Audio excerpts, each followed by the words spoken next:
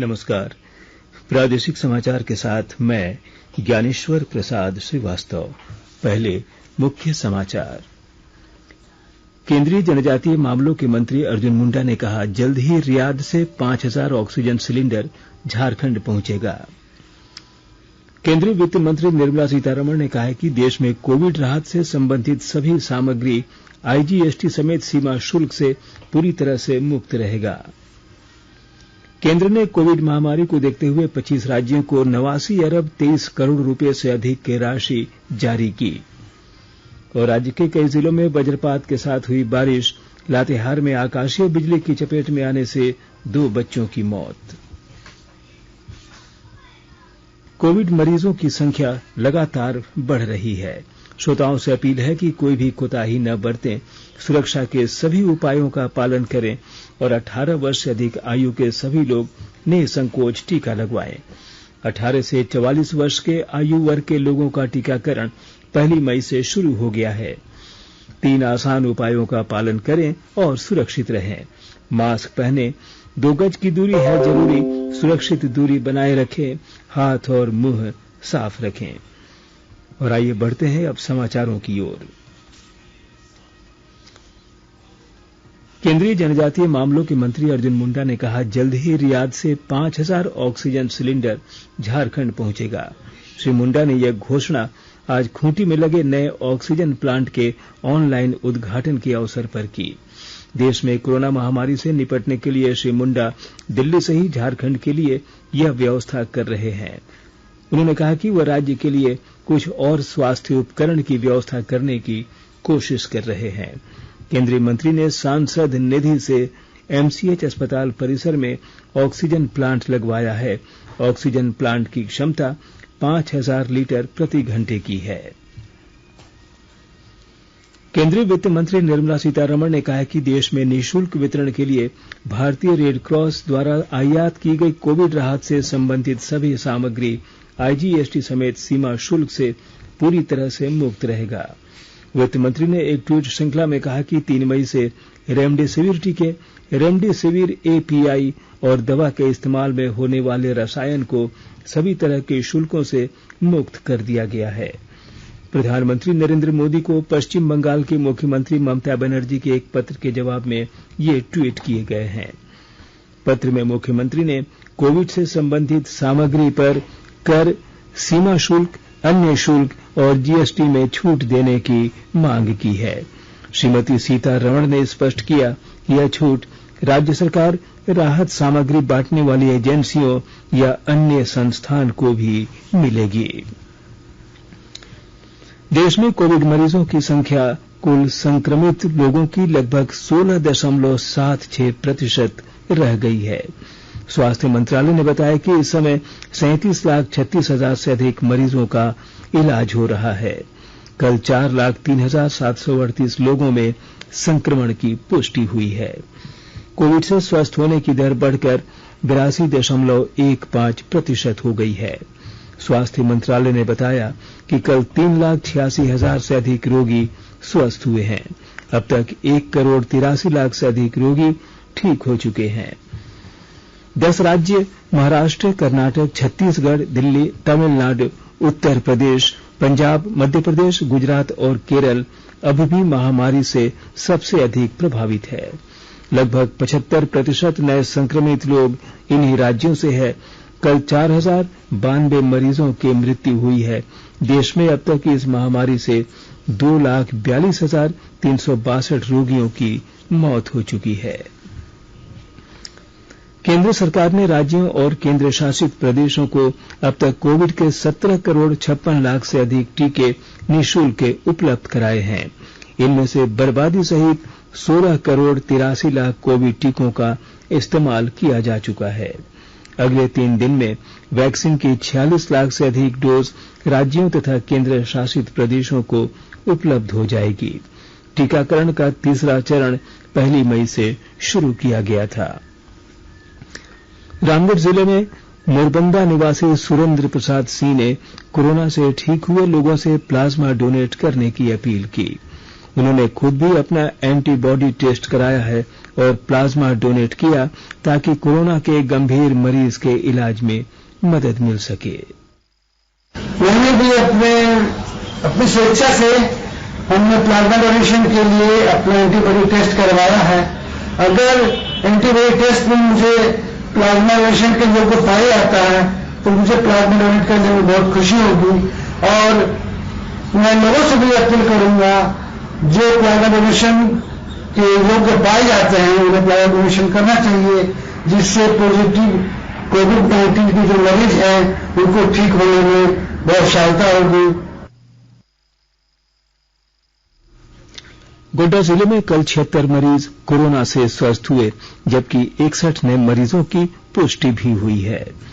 वहीं 2 लोगों ने कोरोना के कारण अपनी जान गंवाई।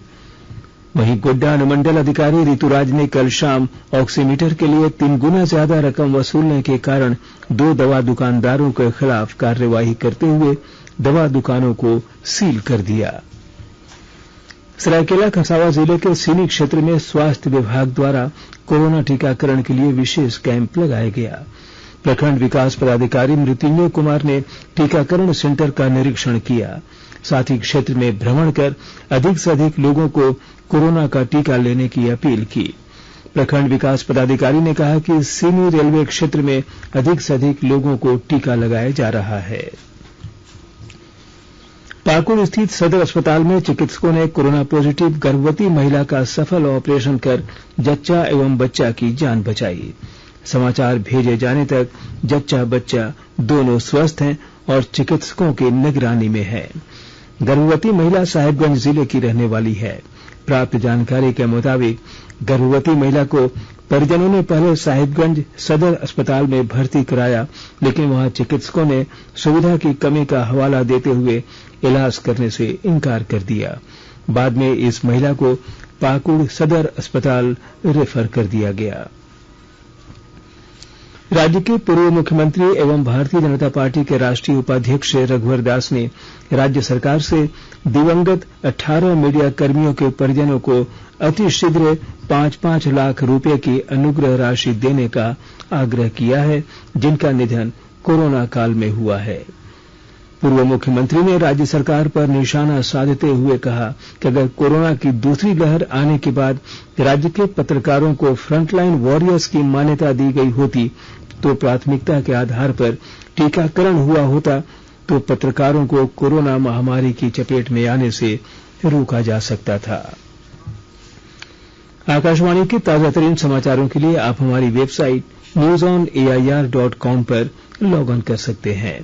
ताजा समाचार Twitter handle @AIR news alerts और Facebook page All India Radio news पर भी उपलब्ध है। आप प्रादेशिक समाचार एकांश को ट्विटर हैंडल @AIR न्यूज _ और फेसबुक पेज तथा YouTube channel AIR news Ranchi पर भी हमारे बुलेटिन सुन सकते हैं। प्रादेशिक समाचार आप आकाशवाणी रांची से सुन रहे हैं और अब पेश है कोरोना से बचाव के कुछ संदेश।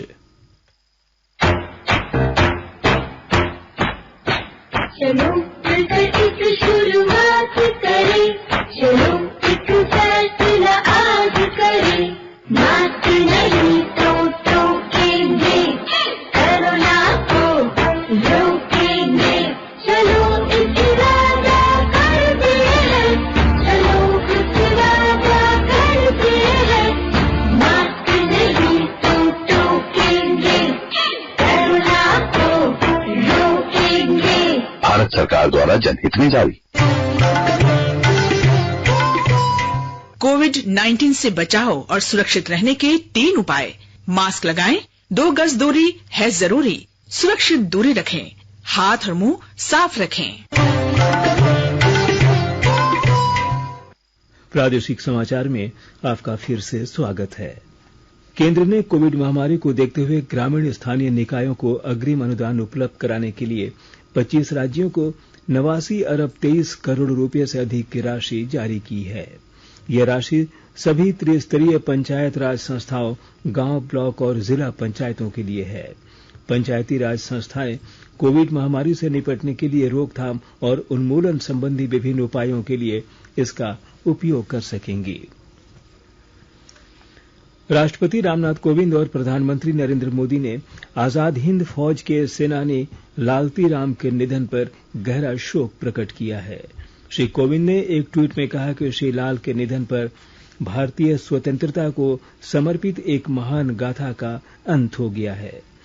वहीं प्रधानमंत्री नरेंद्र मोदी ने ट्विटर पर कहा कि लालती राम जी का साहस और भारतीय स्वाधीनता संग्राम में योगदान कभी नहीं भुलाया जा सकेगा।